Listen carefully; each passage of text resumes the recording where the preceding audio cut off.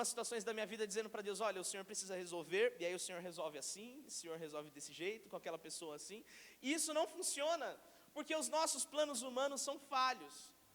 Quando você entende que Deus é extremamente poderoso, Ele é totalmente poderoso e sabe de tudo, completamente tudo, e você confia a sua vida nele, então você pode ter uma esperança que é completa, porque ela não depende do seu plano, não depende da sua rota falha, e o Espírito que intercede por nós, não está intercedendo por nós segundo as nossas falhas, mas segundo a perfeição de Deus. O que esse texto basicamente está dizendo é que o Espírito, que é divino, está intercedendo por nós. Olha que maravilhoso, Jesus fez uma oração por nós quando esteve aqui e caminhou conosco, e o Espírito Santo que está conosco todos os dias está intercedendo por nós, segundo a vontade de Deus, a vontade de Deus que é boa, perfeita e agradável. E fique tranquilo, se os planos da sua vida deram errado e você tem perdido a esperança, porque tudo que você planeja dá errado, comece a viver os planos de Deus, comece a viver os planos que o Espírito Santo tem colocado na sua vida, e você vai perceber que os planos de Deus são bem melhores do que os seus. Os planos de Deus são bem melhores do que os nossos. Nós perdemos a esperança no meio da caminhada, porque nós escolhemos os nossos caminhos, de acordo com que nós temos de entendimento, e não consultamos nem a palavra do Senhor, não consultamos nem o Senhor em oração. Nós deixamos de lado na parte mais importante da vida, que é o planejar, o início de tudo. Olha, eu vou fazer isso aqui, assim, desse jeito. Nós esquecemos de colocar o Senhor na equação da nossa vida, e por isso nós nos damos tão mal muitas vezes. E por isso, no meio da caminhada, nós enfrentamos algumas dificuldades que não precisávamos enfrentar. E por isso que deixar que o Espírito interceda por você e deixar que o seu ouvido ouça a voz de Deus e os planos de Deus para você, é a melhor coisa para as nossas vidas. É a melhor coisa para mim e para você. Confiar que o Senhor está cuidando de nós, apesar de não sabermos o que nós precisamos. É bonito isso. Eu, quando tenho fome, vou ao iFood e seleciono o que eu quero comer. Quem aí é abençoado pelo iFood e pelo Rap? Bom, né? Pedir uma comida que você quer comer em casa, uma pizza, alguma coisa assim. É como se o Espírito soubesse exatamente o que você precisa comer, a comida que você precisa comer para você dormir bem, a comida que você precisa comer para ter um bom dia de trabalho, a comida que você precisa ter para ter um ministério saudável, a comida que você precisa ter, o Espírito está intercedendo por você. E a sua esperança pode estar firme no Senhor, e ela não falha, porque os planos de Deus são bem melhores do que os nossos. Amém? E ele vai dizer que Deus faz todas as coisas cooperarem para o nosso bem. O bem daqueles que amam a Deus. Eu disse o nosso bem porque eu acredito que os irmãos aqui amam ao Senhor, amém? Amém, eu também amo o Senhor. Então, segundo o texto bíblico, nós vemos que todas as coisas, Deus faz todas as coisas cooperarem para o bem daqueles que o amam. E nem sempre as coisas cooperarem para o bem significa ter uma vida fácil. Você quer ver uma coisa? Em situações em que são exatamente as mesmas, mas que as coisas estão cooperando para o bem e que as coisas estão cooperando para o mal. Vocês lembram de Davi? Lembram do rei Davi? A história do rei Davi é tranquila até o momento que ele está lá com as ovelhas. Era tranquilo enfrentar o leão, era tranquilo enfrentar os lobos, era tranquilo. Ele já tinha alguns problemas lá como pastor de ovelhas, mas a sua vida toda é uma vida de luta, de guerra. Você vê a história de Davi inteirinha em guerra, inteirinha em guerra.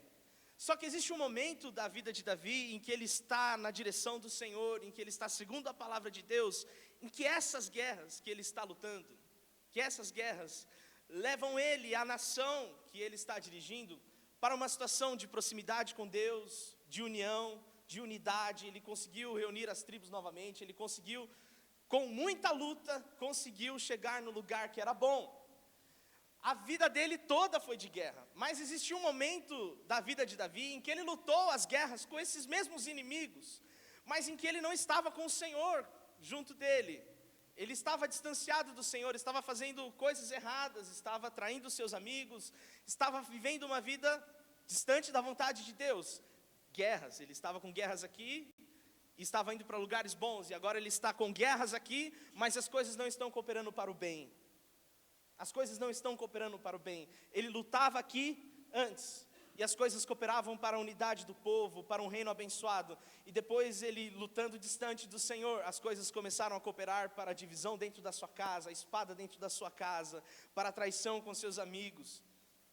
Entende isso, a nossa vida toda nós vamos ter dificuldades, mas como a vida de Davi, nós podemos ter lutas que quando caminhamos com o Senhor vão valer a pena, vão nos levar para um resultado de bênção e de paz, que não acrescenta dor, vitórias que não nos acrescentam dores. Ou nós podemos viver uma vida distante da vontade de Deus e termos lutas que não valem a pena. As mesmas lutas, os mesmos inimigos de todo dia, os mesmos boletos, as mesmas doenças que nós enfrentamos, os mesmos pecados que batem à porta do nosso coração todo dia estão lá. Mas quando você está com Deus e vence isso, isso te leva para um lugar de paz e de bênção, faz cooperar para o bem da sua vida. E quando você está com uma vida distante da vontade de Deus, tudo isso você luta, mas as coisas só cooperam para o seu mal. Deus faz todas as coisas cooperarem para o bem daqueles que o amam, mesmo que seja uma luta, mesmo que seja uma perda, mesmo que seja um dia difícil, mesmo que seja uma situação complicada, mesmo que não pareça ser algo bom, se você está em Cristo e o Espírito de Deus está em você, eu posso lhe dizer, as coisas, as lutas, as dificuldades, as perdas que nós temos, são todas que cooperam para o nosso bem. E por isso a nossa esperança não falha. Amém? Nem sempre o que coopera para o nosso bem é aquilo que nos agrada. Mas com Deus sempre vai cooperar para o nosso bem. Nos agradando ou não, vai sempre cooperar para o nosso bem. Amém? Verso 30, 31 e 32 diz assim: depois de predestiná-los, ele os chamou. E depois de chamá-los, os declarou justos, e depois de declará-los justos, lhe deu a sua glória. Que podemos dizer diante de coisas tão maravilhosas? Se Deus é por nós, quem será contra nós? Se Ele não poupou nem mesmo o seu Filho, mas o entregou por todos, acaso não nos dará todas as outras coisas? O pastor Renan está aqui, e ele sabe que esse texto é base para muita discussão teológica, né? Predestinou, não predestinou, o que é, o que não é. Essas discussões eu me divirto muito, eu gosto de ler, estudar todos os lados, todos os pontos, mas a Bíblia e sua mensagem, ela é muito mais poderosa do que apenas os nossos entendimentos teológicos, ou não, tem uma ação prática para as nossas vidas. Independentemente de você ser do lado da predestinação ou não, o que importa que o texto está dizendo, basicamente, é que foi Deus que fez tudo. E que Deus é suficiente. Ele vai dizer, foi Deus quem nos chamou. Nós não fomos até o Senhor, foi o Senhor que veio até nós, nós não tínhamos condições de chegar até Ele. Ele veio nos buscar. Foi Deus quem nos justificou, entregando seu Filho na cruz por nós. Não fomos nós que nos justificamos dos nossos pecados, mas foi a cruz de Cristo, foi Deus. E não há nada glorioso na nossa humanidade, nas nossas fraquezas, nas nossas falhas. Aquilo que a gente produz aqui como seres humanos, como seres limitados, é muito pequeno perto da glória que Deus realiza nas nossas vidas. É Ele que nos abençoa e que nos glorifica. É Deus que faz tudo, e Deus é suficiente. E é por isso que a nossa esperança não falha, porque nossa esperança está em Deus, e Deus é suficiente. O Senhor é suficiente para tudo, e além de suficiente, Ele é por nós. Essa mensagem é muito poderosa. Deus está fazendo tudo, apesar da nossa limitação. E mesmo Ele fazendo tudo, Ele ainda faz questão de ser por nós. E esse texto me fez fazer uma pergunta importante no momento que eu estava meditando. O que pode fazer um filho de Deus, que tem a fé plena em Cristo, na sua salvação, o que pode te dar medo? O que pode fazer você parar? O que pode chegar ao ponto de chegar na sua vida e fazer você desistir e parar? O que pode te paralisar? O que pode te deter? Se Deus é por você, esse Deus que descortinou o universo com a palma da sua mão, se o Deus que nos perdoou na cruz do Calvário, é por nós. Se o Deus que abriu o mar e fez o povo de Israel passar com os pés sequinhos do outro lado, é por você, do que você tem medo? Do que eu e você vamos ter medo? Tudo bem, irmã, se aparecer uma barata, é só uma questão de limpeza, eu sei. Eu tenho medo do carteiro, dependendo do boleto que ele vai trazer. Mas esses são medos menores da nossa vida. Eu estou dizendo dos medos que nos faz parar. O que fez parar o seu ministério? O que fez parar o seu casamento? O que fez parar o seu relacionamento com Deus? O que fez parar a sua oração? O que fez parar o seu devocional? O que fez você parar a sua vida? O que fez você desistir do seu trabalho? O que fez você desistir? O que te deu medo? O que é capaz de te trazer medo sabendo que Deus é por você? O que é capaz de te trazer medo e te fazer parar, sabendo que o Deus que está sobre tudo, sobre todos, que é eterno, que sempre esteve, que sempre vai estar, que é totalmente poderoso, Ele te adotou como filho. O que faz você ter medo? O que tira o teu sono, o que pode te deixar o seu coração triste e sem paz, sabendo que o Deus que é totalmente poderoso veio, se fez carne aqui, por amor a você, por intenção de te fazer filho, o que pode te trazer medo? Não deixe o medo dominar a sua vida, não deixe o pânico dominar o seu coração, não deixe nada dominar o seu coração que não seja a paz que excede todo entendimento que está em Cristo. Se Cristo está em você, você não precisa ter medo de ir para o seu trabalho, você não precisa ter medo de ir à rua, você não precisa ter medo do futuro dos seus filhos, você não precisa ter medo das contas no final do mês. Ele está com você, se você está com Ele, seguindo a direção dEle, eu tenho certeza que tudo vai dar certo no final. Se Ele é por nós, quem pode ser contra nós? O diabo pode ser contra nós? Não. O nosso acusador não pode ser contra nós nada. A doença não pode ser contra nós, nada está contra nós. Se Deus é por nós, quem será contra nós? Amém? E vamos seguir ao versículo 33 e 34. Quero manter a tradição de sempre terminar no horário. Quem se atreve a acusar os escolhidos de Deus? Ninguém, pois o próprio Deus nos declara justos diante dele. E quem os condenará então? Ninguém, pois Cristo Jesus morreu e ressuscitou, e está sentado no lugar de honra, à direita de Deus, intercedendo por nós. Paulo usa um artifício jurídico. Muitas das leis que a gente tem hoje, vêm lá tanto do Império Grego quanto do Império Romano, da democracia que eles criaram lá, e da forma de lei. E Paulo começa dizendo, quem se atreve a acusar? Primeiro tem que ter uma acusação. Formar, olha, fulano fez isso. E depois, no verso 34, ele vai dizer, quem nos condenará?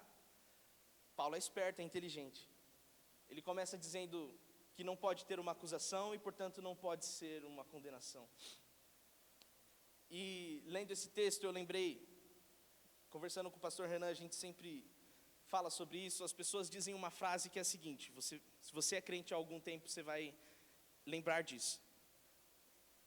Existe uma frase difundida no meio cristão que diz o seguinte, ame o pecador, mas não ame o pecado. Isso significa que nós podemos dissociar a pessoa que está fazendo mal do mal que ela fez. Isso é impossível. E eu vou te explicar. Quem aqui é pai? Lá nos 10 mandamentos diz que matar é pecado, amém? A frase é, ame o pecador, mas não ame o pecado, certo? Você consegue amar um assassino do seu filho? Quando eu digo amar, eu quero dizer o seguinte, ele passar necessidade, você ajudar, você perdoar ele, você consegue amar? Percebe que não dá para dissociar o pecado do pecador? Que o homem é pecador, o coração do homem é caído, e que nós não conseguimos desassociar isso, uma coisa da outra. E por que eu estou dizendo isso? Porque toda a fé cristã está baseada numa obra de perdão. A cruz é justificação e perdão dos nossos pecados. E às vezes o mundo está tão sem esperança, e tudo que as pessoas precisam de nós é perdão. Falta esperança nas casas, porque falta perdão nas casas. Falta esperança no trabalho, porque falta perdão no trabalho. Falta esperança nos ministérios da igreja, porque falta perdão nos ministérios da igreja. A obra de Cristo começa na esperança do nosso coração de que fomos perdoados. Se você quer espalhar a esperança onde você está, comece espalhando o perdão para as pessoas que precisam. Se existem pessoas que estão com algo que está aí no seu coração, perdoe. Perdoe. A melhor forma de gerar esperança para um futuro é pelo perdão. O exemplo que eu usei é o mais duro possível, para mostrar que nós não conseguimos dissociar o mal que as pessoas fizeram das pessoas que nos fizeram. Todos os pecados que estão descritos na Bíblia, com exceção de alguns, tipo, não façam ídolos para outros ídolos para vocês, adorem somente a mim. Nos 10 mandamentos, se você pegar os 10 mandamentos, todos os pecados têm a ver com atingir alguém. Não adulterarás. Se você adultera, você machuca o seu amigo, você machuca o seu esposo, a sua esposa. Não matarás, não roubarás. Tudo tem a ver com algo que causa um dano a alguém. Não tem como dissociar o pecado do pecador. Nós precisamos amar o pecador com o seu pecado, até que Cristo transforme para a liberdade. Então você precisa liberar o perdão no seu coração, para que haja esperança de novo. Muitas pessoas estão presas, sem esperança, porque não conseguem perdoar. Muitas pessoas estão presas num passado de anos, de décadas atrás, porque não conseguem perdoar uma pessoa. Libere o perdão e deixe que a esperança flua na sua vida, na sua família, na sua casa, no seu trabalho. O projeto do Senhor é esperança, e a nossa esperança vem por meio do perdão. Se nós cristãos não formos os perdoadores, quem vai ser? Outro dia se eu não me engano foi no caso da criança que morreu na escola, num atentado, e o pai daquela criança disse em rede nacional: eu perdoo essa pessoa que fez mal para o meu filho. É esse o perdão que esperam de nós, porque foi esse o perdão que nós recebemos de Cristo. Amém? Nós vamos espalhar a esperança pelo mundo, como? Com as nossas canções, talvez, com as nossas boas pregações, talvez, mas pela certeza eu sei, nós vamos espalhar a esperança no mundo, a esperança que não falha, quando nós mostramos que existe um Deus que perdoa, e somos os que foram perdoados, e somos os perdoadores. E nós mostramos um Deus que cura, que fomos curados, e levantamos as mãos e as pessoas são curadas. Nós vamos espalhar a esperança quando o Evangelho começar a ser vivo em nós. Se o Evangelho está vivo em nós, e nós somos perdoados, então existe perdão em nós, para as pessoas que nos causaram algum mal. Deixa a esperança que é perfeita fluir em você através do perdão. E nós lemos, falamos muito sobre esperança, e nós falamos num texto lá em cima sobre o que pode lhe trazer medo. Eu quero te convidar a se colocar de pé. O que pode te fazer parar, e o que pode fazer você perder a sua esperança.